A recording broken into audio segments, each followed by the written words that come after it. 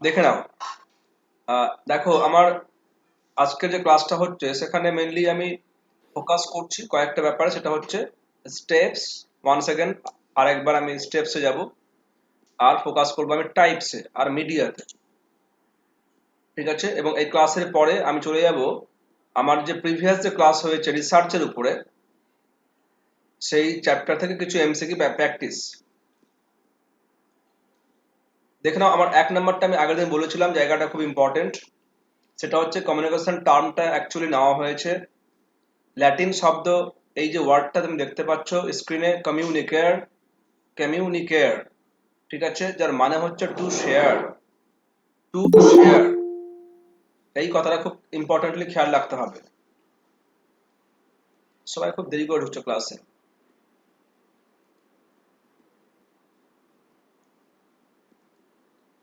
আচ্ছা, 1 নম্বরটা খেয়াল রাখতে হচ্ছে। আচ্ছা, ফিচার্সে আমি আর যাচ্ছি না, ফিচার্সে তোমরা দেখে নেবে, আমি এটাকে গ্রুপে দিয়ে দেবো। ঠিক আছে, এই পিডিএফ দিয়ে দেবো, তো বাড়িতে পড়ে নেবে। বোঝা গেল? আমি বারবার বলেছিলাম যে ফিচার্সের মধ্যে এই 6 নম্বরটা খুব ইম্পর্টেন্ট, 7 নম্বরটা ইম্পর্টেন্ট। ঠিক আছে, 6, 7 খুবই ইম্পর্টেন্ট। কেন কি এখানে ল্যাঙ্গুয়েজটা সবসময় সিম্বলিক, আমি এই ব্যাপারটা আলোচনা করেছিলাম। ল্যাঙ্গুয়েজটা সবসময় সিম্বলিক। আর বলেছিলাম আমাদের এই সংযোগ স্থাপনে যারা অডিয়েন্স হয়, যে শ্রোতা হয় বা যারা শ্রোতা হয়, যারা অডিয়েন্স হয় বা যারা শ্রোতা হয়, ওরা কেমন হবে? ওদের নেচারটা হবে হেটেরোজেনাস। এটা খেয়াল রাখতে হবে। ওরা কিন্তু হোমোজেনাস হয় না। দুটো টার্ম আছে, হোমোজেনাস আর একটা হচ্ছে হেটেরোজেনাস। ঠিক আছে, মানে যে ক্ষেত্রে দেখা যায় যে অডিয়েন্স গুলো একই রকম, যদি ওরা একই বৈশিষ্ট্য বহন করে, যদি শ্রোতাগুলো একই বৈশিষ্ট্য বহন করে, তার মানে ওদের ওদের কালচার, ওদের এথনিসিটি, ওদের প্রকৃতি যদি একই রকম হয়, তাহলে তাকে বলবো আমি হোমোজেনাস অডিয়েন্স। কিন্তু দেখা যায় যে বাস্তবে কি হয়? বাস্তবে এটাই হয় যে actually in the time of communication the audience is basically different in culture, different in ethnicity, different in thinking, so they are called heterogeneous। এটাকে মাথায় রাখতে হবে, ভিভিআই দিয়ে রাখতে হবে। বাকিগুলো খুব সহজ আছে, বাকিগুলো পড়ে নেবে বাড়িতে।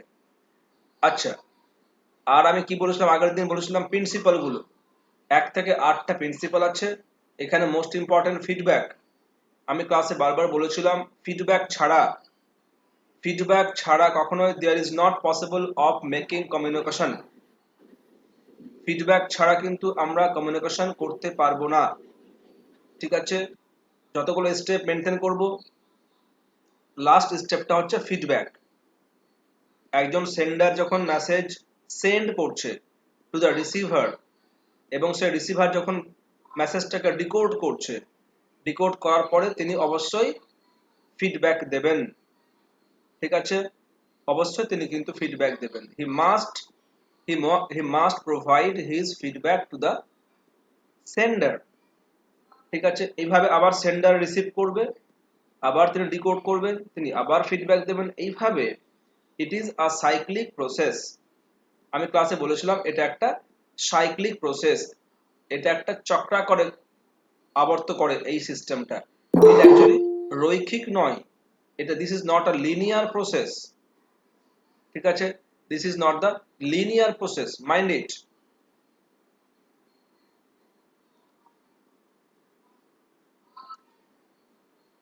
সবাই ক্লাসে লেট। আচ্ছা, আমি এবার চলে আসছি most important area of the chapter, এটা হচ্ছে স্টেপস। ঠিক আছে, আমি এটাকে একটু রিকল করাচ্ছি। হুম,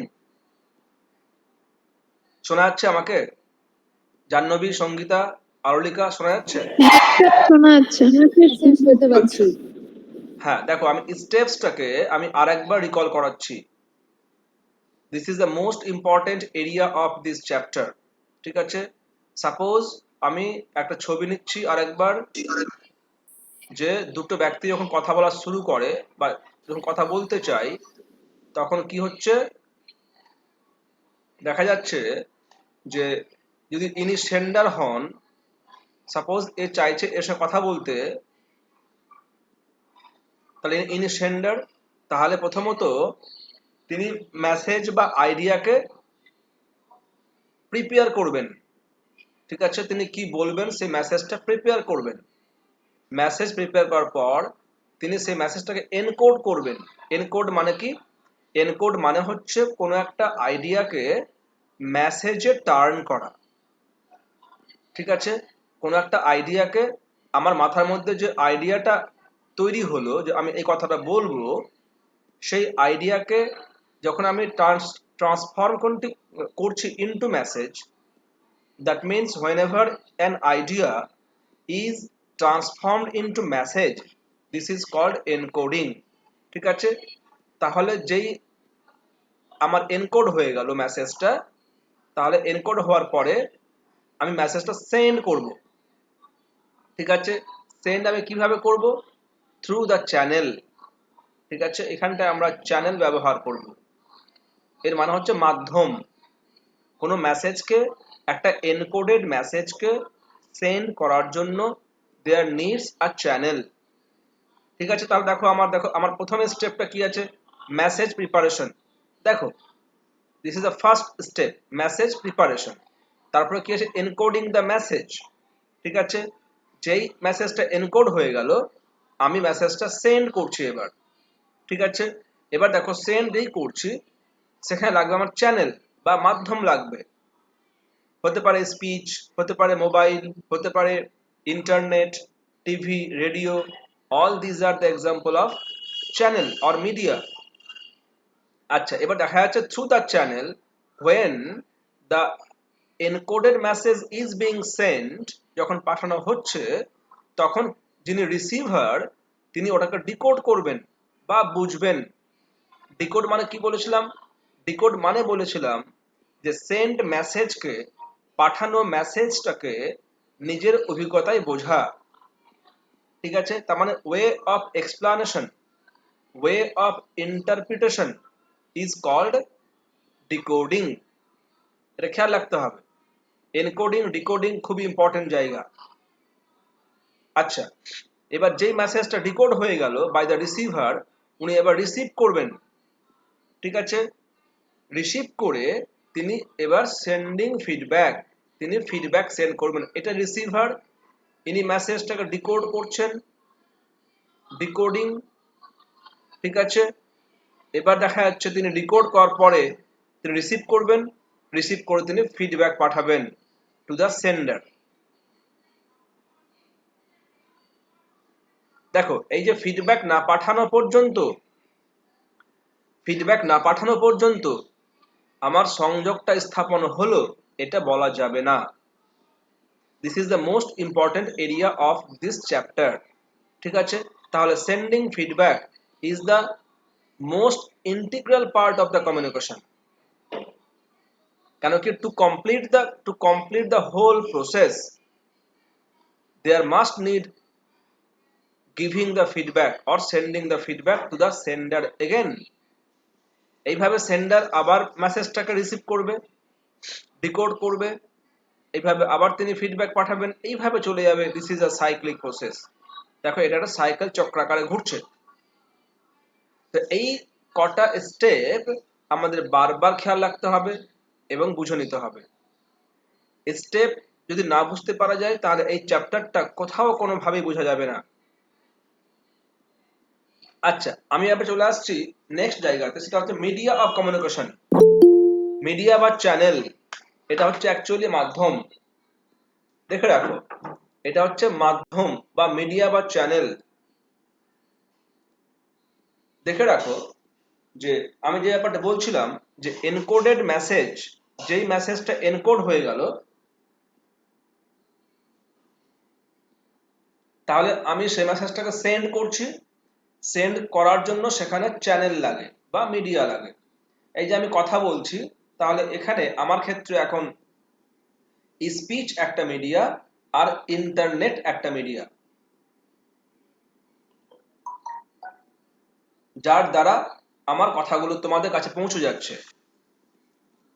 তাহলে এখানে দেখো, তুমি দেখতে পাচ্ছ স্ক্রিনে, দেয়ার আর 3 টাইপস অফ চ্যানেল বা মিডিয়া।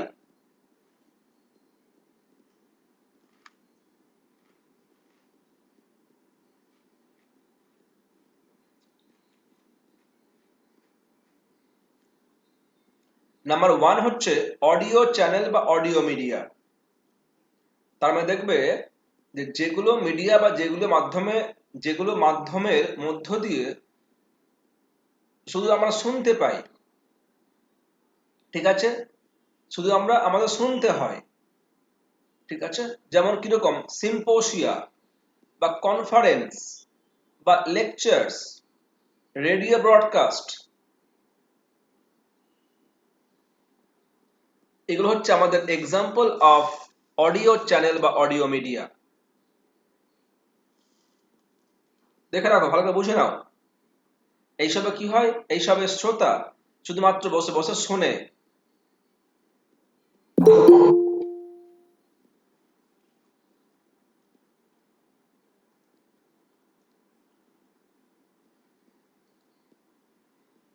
আচ্ছা, এবার দেখো নাম্বার 2 আছে ভিজুয়াল চ্যানেল, যেখানে আমরা দেখি শুধুমাত্র journal, report, news paper, books, pictures, ঠিক আছে।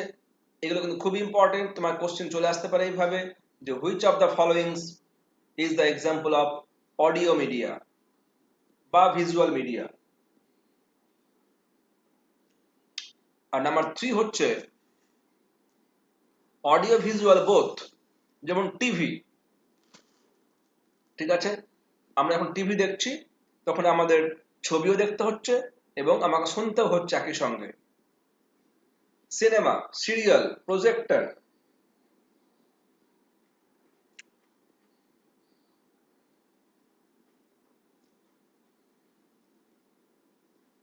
এগুলো সবটাই কিন্তু খুব ইম্পর্টেন্ট এক্সাম্পল, ঠিক আছে। You have to keep in mind well all the examples. তাহলে অডিও চ্যানেল, ভিজুয়াল চ্যানেল আর অডিও ভিজুয়াল চ্যানেল, সবটা কিন্তু খুব ভালো করে বাড়িতে দেখে নেবে, বাড়িতে খুব ভালো করে বুঝে নেবে। যেমন সিম্পোসিয়া বা কনফারেন্স খুব ইম্পর্টেন্ট পরীক্ষা হলের জন্য, দিয়ে দিতে পারে।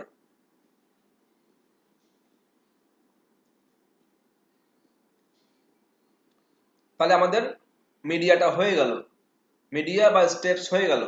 আচ্ছা, রিগার্ডিং দ্য ক্লাস যদি কারো কোশ্চেন থাকে তাহলে তুমি নোট ডাউন করে রাখো, খাতায় লিখে রাখো। আমাকে ক্লাসের পরে যখন ক্লাস শেষ করব আমি লাস্ট 10 মিনিট টাইম দেবো কোশ্চেন অ্যান্সার সেশনে। আমি এবার চলে আসছি টাইপস অফ কমিউনিকেশনে। Types of communication, this is the most important area. প্রায় কিন্তু কোশ্চেন আসছে এখান থেকে। টাইপস অফ কমিউনিকেশন, দেখো টাইপসটাকে আমি কিছু ওয়েতে ভাগ করেছি। কিরকম, একটা এ নাম্বারে লেখা আছে দেখো, on the basis of participant. তার মানে হচ্ছে একটা একটা কমিউনিকেশনে কতগুলো পার্টিসিপেন্ট আছে, কতগুলো মানুষ অংশগ্রহণ করেছে, তার উপর বেস করে এইগুলো টাইপ তৈরি করা হয়েছে। আবার দেখবে একটা একটা আছে on the basis of flow. Flow মানে কি, হতে পারে উপর থেকে নিচ বা নিচ থেকে উপর, এটা একটা ফ্লো। হতে পারে হরাইজন্টাল ওয়েতে, এটা একটা ফ্লো হতে পারে। হতে পারে হতে পারে আমার ক্রস ক্রস এইভাবে ক্রস হতে পারে। এই 4টা টাইপের এখানে ফ্লো দেওয়া আছে। তারপর দেখো number C, on the basis of way of expression. আমরা যে কথা বলি বা আমরা ছবি আঁকি বা আমরা সাইন দেখাই বা আমরা বসে থাকি, বসা, সিটিং পোস্টার, নাচ করি, ড্রেস পরি, কালার চুজ করি, তা আমরা যেভাবে এক্সপ্রেস করি তার বেসিসে 4টা দেওয়া আছে। আর নাম্বার ডি দেওয়া আছে on the basis of the organisational structure. আমাদের প্রতিষ্ঠানিক যে গঠন, ফর্মাল এবং ইনফর্মাল, আমি এইসব নিয়ে একটা একটা করে বলছি। দেখে রাখো নাম্বার এর এক দাগটা দেওয়া আছে ইন্ট্রাপার্সোনাল, একটা আছে ইন্ট্রাপার্সোনাল। কি হয় এখানে, অ্যাকচুয়ালি একজন মানুষ কথা বলে উইথ দ্য হিমসেলফ। যখন একটা মানুষ কথা বলে নিজের সঙ্গেই, একে বলা হয় ইন্ট্রাপার্সোনাল কমিউনিকেশন, ঠিক আছে। whenever a man involves in communication with himself, যখন একটা মানুষ নিজের সঙ্গেই কথা বলে আমরা কিন্তু অনেকবার অনেক সময় কথা বলি একা একা, প্রত্যেকটা মানুষ কিন্তু কথা বলে একা একা, ঠিক আছে? তো একে বলা হয় ইন্ট্রা পার্সোনাল। ইন্ট্রা মানে হচ্ছে অ্যাকচুয়ালি একা একা, ঠিক আছে? নাম্বার 2 দেখো ইন্টার, এটা কি হবে? এটা হবে অ্যাকচুয়ালি একটা ব্যক্তির সঙ্গে আর একটা ব্যক্তির কমিউনিকেশন। এটা হচ্ছে সিঙ্গেল ব্যক্তি, খেয়াল রাখো, এটা হচ্ছে একটা ব্যক্তির সঙ্গে আর একটা ব্যক্তির কমিউনিকেশন। আচ্ছা, নাম্বার 3 দেখো কি আছে, ইন্ট্রা গ্রুপ, মানে একটা গ্রুপ আছে, ধরে নাও সাপোজ একটা ক্লাসে 10 জন বসে আছে, 10 জন বসে আছে সাপোজ। এবার সেই 10 জনের মধ্যে দেখা যাচ্ছে 10 জনের মধ্যে এ কথা বলছে এর সঙ্গে, এ কথা বলছে এর সঙ্গে, এ কথা বলছে এর সঙ্গে।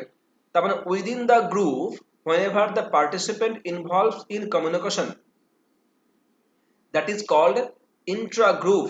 দেখো ইন্ট্রা গ্রুপ আর ইন্ট্রা পার্সোনাল একটু বুঝতে পারলে তুমি ইন্ট্রা মানে বুঝতে পেরে যাবে। এখানে এখানে হচ্ছে পার্সন নিজের নিজের সঙ্গে, আর এখানে হচ্ছে পার্সন একই গ্রুপের পার্সনের সঙ্গে। যেহেতু একই গ্রুপ তাই কে বলা হয় ইন্ট্রা গ্রুপ। আচ্ছা, নাম্বার 4 দেখো ইন্টার গ্রুপ কমিউনিকেশন। এখানে কি হয়, দুটো বা তিনটা গ্রুপ একসঙ্গে কথা বলে, হয়তো এটা একটা গ্রুপ আর এটা একটা গ্রুপ। তাহলে কি হচ্ছে, এই গ্রুপ কথা বলছে এই গ্রুপের সঙ্গে, এরা ডিফারেন্ট ডিফারেন্ট গ্রুপ। যখন দেখতে পাচ্ছি আমরা যে একটা গ্রুপ কথা বলছে আর একটা গ্রুপের সঙ্গে, একে বলা হয় ইন্টার গ্রুপ কমিউনিকেশন। আচ্ছা, এবার দেখো নাম্বার 5টা খুব ইম্পর্টেন্ট, এক্সট্রা পার্সোনাল। তার মানে কি, এখানে হচ্ছে ম্যানের সঙ্গে man versus animal, man versus animal. যখন একটা মানুষ কথা বলে প্রাণীর সঙ্গে, একে বলা হচ্ছে এক্সট্রা পার্সোনাল কমিউনিকেশন। আর নাম্বার 6 হচ্ছে মাস কমিউনিকেশন। এক্ষেত্রে কি হয়, এক্ষেত্রে দেখা যাবে যে কোন মানে ইলেকট্রনিক গ্যাজেট ব্যবহার করে, ঠিক আছে, ইলেকট্রনিক গ্যাজেট ব্যবহার করে যখন প্রচুর পরিমাণ প্রচুর পরিমাণ লোকের সঙ্গে কথা বলা হয়, যেমন কিরকম, হয়তো একটা নেতা লেকচার দিচ্ছে, সেই স্পিচ দিচ্ছে, তার সামনে 1 লক্ষ লোক দাঁড়িয়ে আছে, মাস কমিউনিকেশন। হয়তো একটা পেপার পাবলিশ হলো, সে পেপারটা পড়ছে লক্ষ লক্ষ মানুষ, মাস কমিউনিকেশন। হয়তো টিভিতে একটা সিনেমা পাবলিশ হলো, সেই সিনেমাটা একসঙ্গে বসে দেখছে লক্ষ লক্ষ মানুষ, মাস কমিউনিকেশন। তাহলে আমরা কি বলতে চাইছি, আমরা এটাই বলতে চাইছি যে তোমার ইলেকট্রনিক গ্যাজেট ব্যবহার করে, এটা ছাড়া কিন্তু সম্ভব নয়, ঠিক আছে? তো এটা ছাড়া সম্ভব নয়, ইলেকট্রনিক গ্যাজেট বা মিডিয়া ব্যবহার করে যখন একটা মানুষের সঙ্গে অনেকগুলো মানুষের সংযোগ স্থাপন হয়, তাকে বলা হয় mass communication. A man between a large group of people।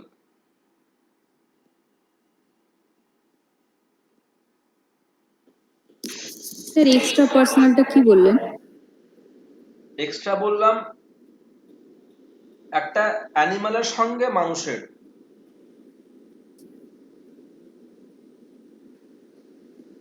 আচ্ছা, এই যে 6টা টাইপ বললাম, তুমি যদি ভাবো দেখবে সবটা কিন্তু আছে on the basis of participant. মানে প্রত্যেকটা টাইপে কতজন রোল প্লে করছে, কতজন অংশগ্রহণ করছে সংযোগে, তার উপর বেস করে নামগুলো আছে। আচ্ছা, আমাদের কোশ্চেন কিভাবে দেবে, হয়তো বলতে পারে যে intra group communication is refer to, আমাকে 4টা অপশন দিয়ে দিচ্ছে। বা বলতে পারে যে a communication between man and animal is called, তোমাকে 4টা অপশন দিয়ে দিচ্ছে। আচ্ছা, তুমি এখানে 7 নম্বরে একটা পয়েন্ট আরো অ্যাড করতে পারো, এটা আমি লিখে নিই। একটা ইন্টারঅ্যাক্টিভ, ইন্টারঅ্যাক্টিভ কমিউনিকেশন, জানা আছে কারো এটা? কে বলতে পারবে? এটা কিন্তু একবার পরীক্ষা হলে এসেছিল। আচ্ছা, যেমন দেখবে আমার 5 নম্বরে ছিল ম্যান ভার্সেস অ্যানিমাল, এখানে হবে man versus machine, man and machine. যখন কোনো মেশিনের সঙ্গে মানুষ কথা বলে, যেমন suppose we are making communication with the laptop, ঠিক আছে, তখন দেখা যাচ্ছে তাকে বলা হয় ইন্টারঅ্যাক্টিভ, ম্যান ভার্সেস মেশিন। এটা একবার পরীক্ষা হলে এসছিল। 7 নাম্বারটা তোমরা লিখে রাখো খাতার মধ্যে, এটা আমার ছুটে গেছে লিখতে।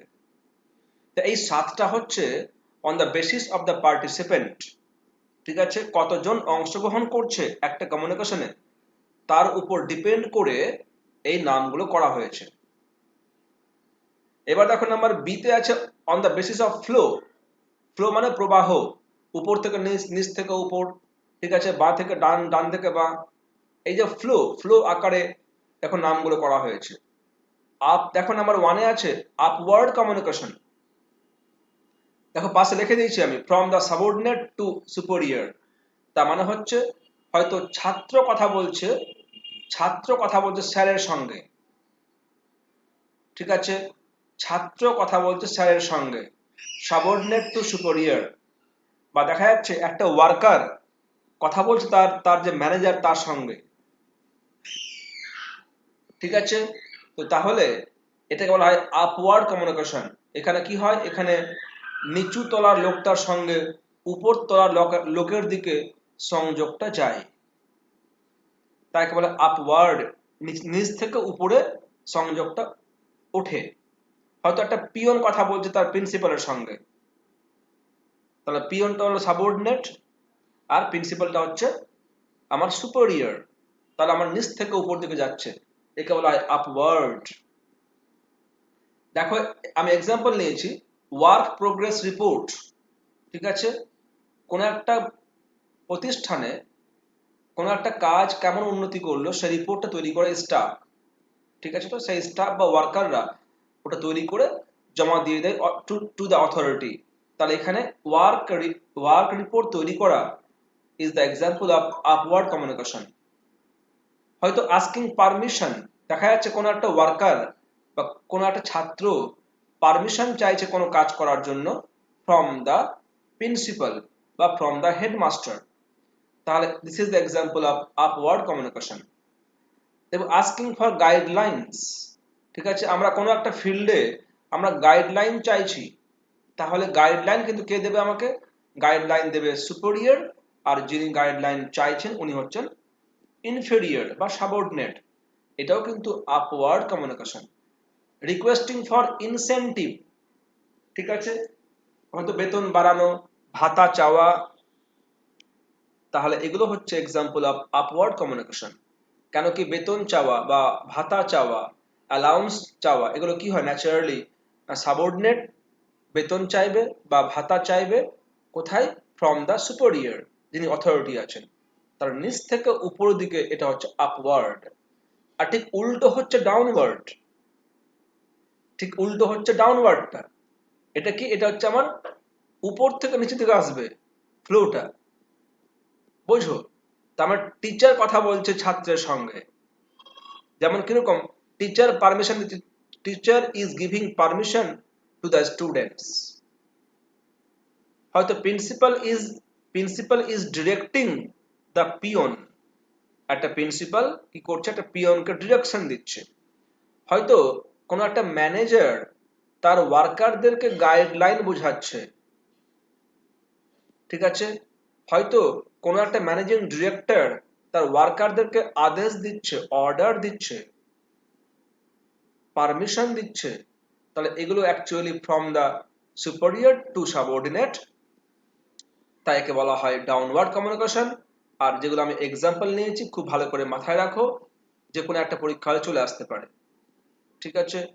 Giving guideline, giving order, giving permission. তাহলে দেখো তুমি আস্কিং পারমিশনটা হচ্ছে আপওয়ার্ড আর গিভিং পারমিশনটা হচ্ছে ডাউনওয়ার্ড, বোঝো? কিন্তু আস্কিং গাইডলাইনটা হচ্ছে আপওয়ার্ড আর গিভিং গাইডলাইনটা হচ্ছে ডাউনওয়ার্ড। যিনি গাইডলাইন দেবেন তিনি সবসময় সুপেরিয়র।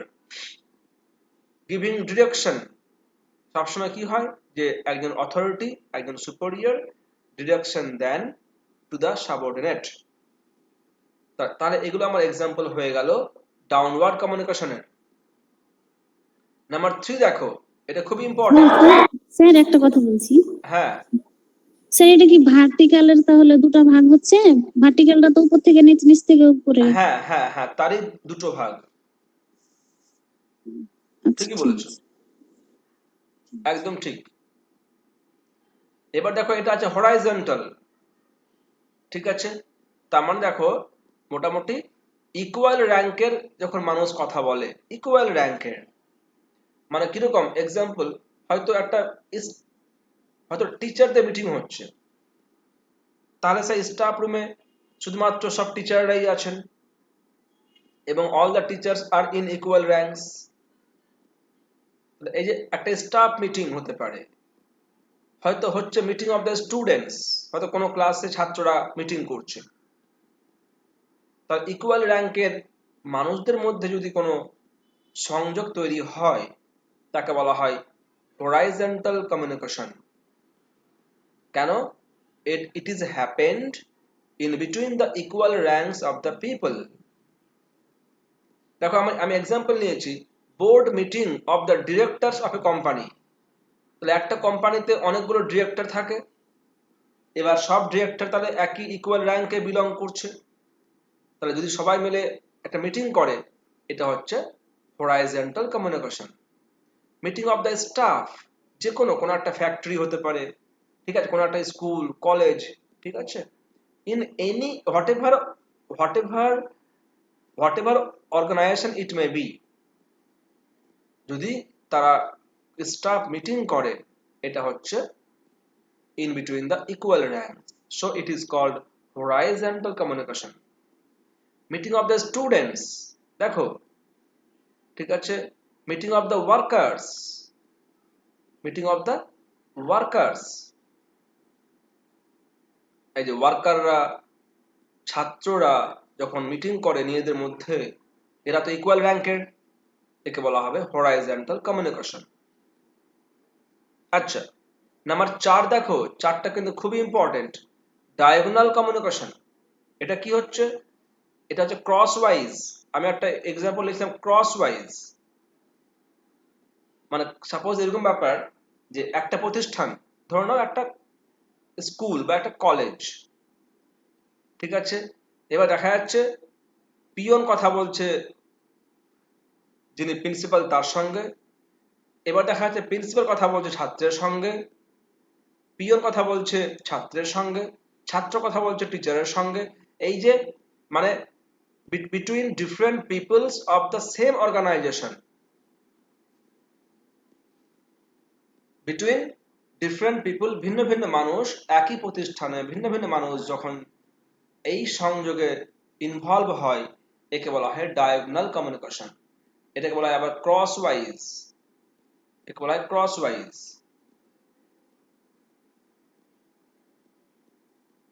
ঠিক আছে, যেমন দেখো between student and teacher, between student and principal, between workers and managers, এরা কি হবে? দেখা যাচ্ছে এরা ক্রস ওয়াইজ কথা বলবে। এরা ক্রস ওয়াইজ, হয়তো এটা একটা গ্রুপ আছে, সেই গ্রুপে পিয়ন, ছাত্র, প্রিন্সিপাল, টিচার সবাই ইনভলভ আছে, আর ওরা ক্রস ওয়াইজ কথা বলছে,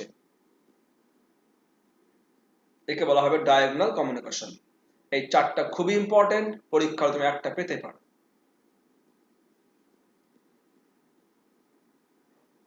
আচ্ছা, নাম্বার সি দেখো, number C, on the basis of way of expression. আমরা যে কথা বলি, আমরা যে এক্সপ্রেশন তৈরি করি ভিন্ন ভিন্ন ভাবে, যেমন কিরকম আমরা লেখার মধ্য দিয়ে নিজেকে এক্সপ্রেস করি, ঠিক আছে, আমরা লেখার মধ্য দিয়ে এক্সপ্রেস করি, এটাকে বলা হয় written communication. Any type of writing, any type of writing, ওটাও কিন্তু একটা ওয়ে অফ কমিউনিকেশন, ওটা একটা medium of communication. This is called written communication. আচ্ছা, এবার কি ওরাল কমিউনিকেশন? আমরা কথা বলে ব্যক্ত করি নিজেকে, আমরা কথা বলে আমরা কথা বলার মধ্য দিয়ে আমরা কি করছি, আমরা সংযোগ তৈরি করছি, একে বলা হয় ওরাল কমিউনিকেশন। একটা আছে ভিজুয়াল। আচ্ছা, এই যে 1 2 3 এটা হচ্ছে অ্যাকচুয়ালি ভার্বাল, এখানে শব্দ ব্যবহার হয়। তিনটা হবে না, শুধুমাত্র 1 আর 2 হবে। ঠিক আছে, যখন কোনো একটা কমিউনিকেশনে শব্দ ব্যবহার হয়, ঠিক আছে, তো ওটা হলো ভার্বাল কমিউনিকেশন। যখন লিখছি আমরা, ওখানে ওয়ার্ড ইউজ করছি, যখন কথা বলছি আমরা শব্দ ইউজ করছি, তাহলে এটা হচ্ছে ভার্বাল কমিউনিকেশন। আচ্ছা, এটা খেয়াল রাখতে হবে। 3 নাম্বারটা কি? কোনো একটা সাইন, কোনো ড্রয়িং, কোনো ডিজাইন, কোনো পিকচার, কোনো মডেল, কোনো চার্ট, আরো এক্সাম্পল আসবে এখানটায়। ঠিক আছে, মডেল, কোনো চার্ট, কোনো টেবিল, ঠিক আছে, কোনো পাইগ্রাফ, ভিন্ন ভিন্ন আসতে পারে। তাহলে এটা হচ্ছে ভিজুয়াল কমিউনিকেশন। আর নাম্বার 4 হচ্ছে নন ভার্বাল কমিউনিকেশন। এটা এখানকার মধ্যে সবচেয়ে বেশি ইম্পর্টেন্ট, কেন কি আমার এর উপরে একটা ক্লাস হবে। ঠিক আছে, আমি কিন্তু এর উপরে একটা ক্লাস নেব। This is the most important area of the chapter. Non ভার্বালটা খুব ভালো করে বুঝতে হবে, এর উপরে কোশ্চেন আসেই কম্পালসারি। ঠিক আছে, তার মানে আমরা অ্যাকচুয়ালি দেখবে একটা প্রশ্ন এসেছিল একবার, যে মানে বাংলায় বললে এরকম হবে, নিচের কোন প্রসেসে মানুষ পৃথিবীতে সবচেয়ে বেশি কথা বলে? ভার্বাল, নন ভার্বাল, ভিজুয়াল আর অল অফ দিস, এইভাবে 4টা অপশন ছিল। তো ন্যাচারালি যদি আমরা ক্লাস না করি বা ক্লাস না বুঝি, তাহলে আমরা সবাই কিন্তু ভার্বালটাতেই দাগ দিয়ে আসতাম। কারণ আমরা নিশ্চয়ই বিশ্বাস করবো যে মানুষ কথা বলেই সবচেয়ে বেশি কথা বলে। কিন্তু this is the most interesting matter is that the answer will be non-verbal communication. দেখো, this is the most interesting, most surprising thing is that যে মানুষ কিন্তু বা আমরা কথা না বলেই বেশি কথা বলি। আমরা কথা না বলেই বেশি কথা বলি।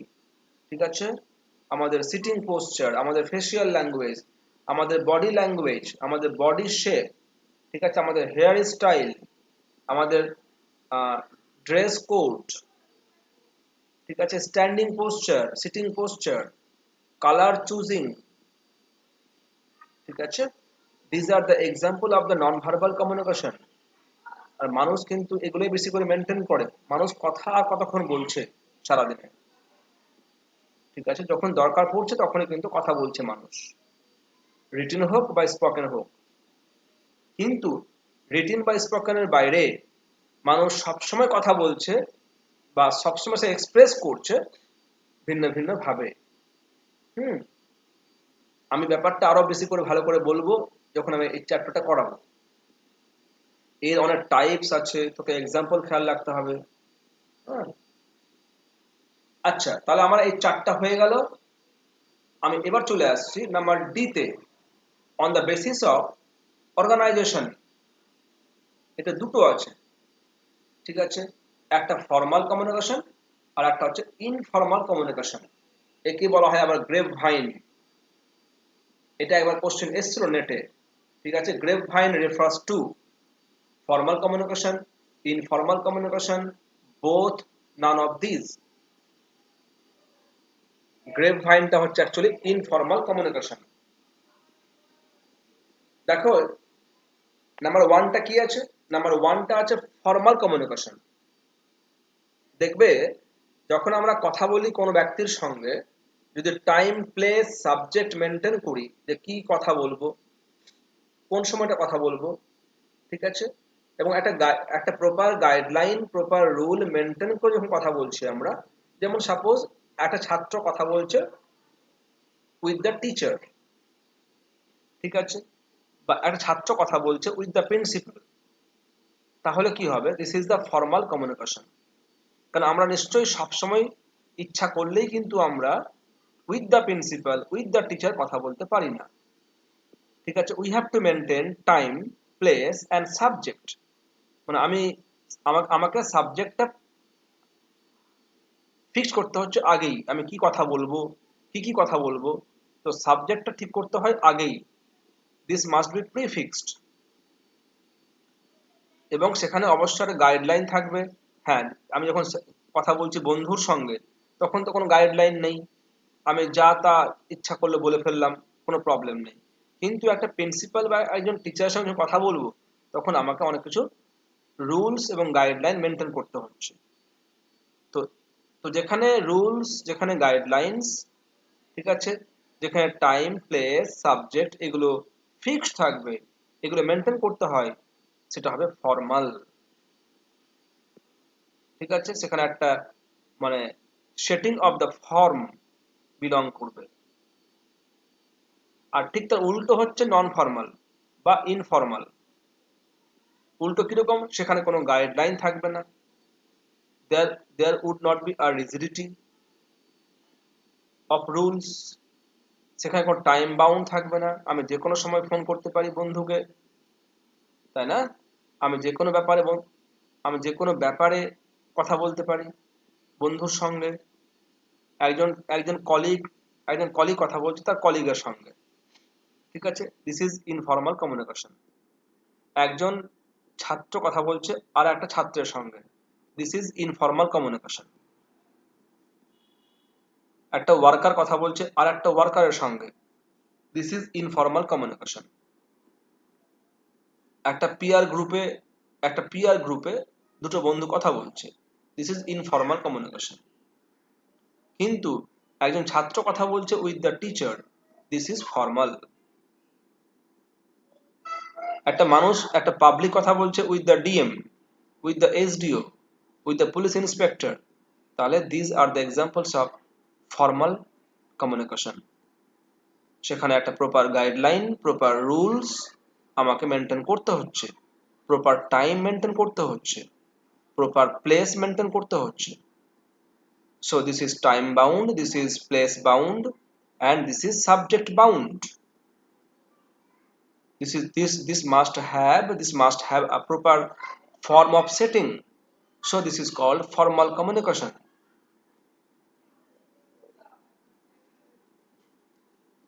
আচ্ছা, তাহলে আমার এই হলো আজকের একটা খুব ইন ব্রিফ একটা ইম্পর্টেন্ট ক্লাস। ঠিক আছে, এটা তোমরা বারবার শুনবে বাড়িতে, বারবার পড়বে আমার ক্লাসটাকে, আমার যেগুলো আছে ম্যাটেরিয়াল, দেখবে তোমার পরিষ্কার হয়ে যাচ্ছে ব্যাপারটা।